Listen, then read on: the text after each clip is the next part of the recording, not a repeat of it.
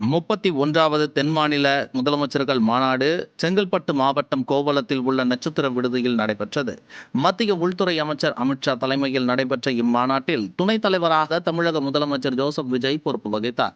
இம்மாநாட்டில் ஆந்திர முதலமைச்சர் சந்திரபாபு நாயுடு, தெலுங்கானா துணை முதலமைச்சர் மல்லுப்பட்டி விக்ரமர்கா, கர்நாடக முதலமைச்சர் டி.கே. சிவக்குமார், கேரள முதலமைச்சர் சதீசன், புதுச்சேரி ஆளுநர் கைலாஷ்நாதன், அந்தமான் நிக்கோபார் தீவுகள் துணைநிலை ஆளுநர், லட்சத்தீவு அதிகாரிகள் மற்றும் அந்தந்த மாநில உயர் அதிகாரிகள் பங்கேற்றனர். இந்த மாநாட்டில் மாநிலங்களுக்கிடையே ஒத்துழைப்பு, பாதுகாப்பு, பொருளாதார வளர்ச்சி, தொழில் முதலீடுகள், நீர் பங்கீடு, கல்வி, சுகாதாரம், பெண்கள், குழந்தைகளுக்கு எதிரான பாலியல் வன்கொடுமை வழக்குகளை விரைவாக விசாரிக்க சிறப்பு விரைவு நீதிமன்றங்கள் அமைப்பது உள்ளிட்டவை குறித்து விவாதிக்கப்பட்டது. இந்த மாநாட்டில் பேசிய தமிழ்நாடு முதலமைச்சர் ஜோசப் விஜய், நீட் நுழைவுத் தேர்வில் இருந்து தமிழ்நாட்டிற்கு விலக்கு அளிக்க வேண்டும் என்றும், மாநிலங்களுக்கு இடையேயான நதிநீர் பிரச்சனையில் உச்சநீதிமன்றம் தீர்ப்பை பின்பற்ற வேண்டும் என்றும் வலியுறுத்தினார்.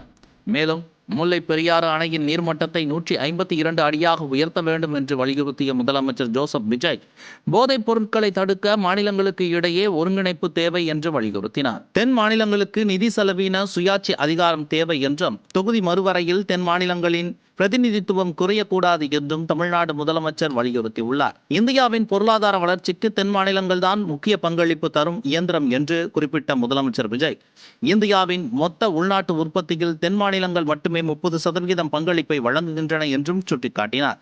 மேலும் தென் மாநிலங்களுக்கு என ஒருங்கிணைந்த பொருளாதார மண்டலம் உருவாக்கப்பட வேண்டும் என்று வலியுறுத்திய முதலமைச்சர் ஜோசப் விஜய், மாநில எல்லைகளை கடந்து பொது தொழில், சரக்கு போக்குவரத்து மையங்கள் உருவாக்க வேண்டும் என்று சுட்டிக்காட்டி பேசினார். மேலும் உற்பத்தி மையங்களையும் துறைமுகத்தையும் இணைக்கும் வகையில் சரக்கு மற்றும் தொழில் வழித்தடங்கள் உருவாக்க வேண்டும் என்றும், பெங்களூரு மெட்ரோவை ஓசூர் வரை நீட்டிக்க வேண்டும் என்றும், ஆன்லைன் மருந்து விற்பனையை ஒழுங்குபடுத்த வேண்டும் என்றும்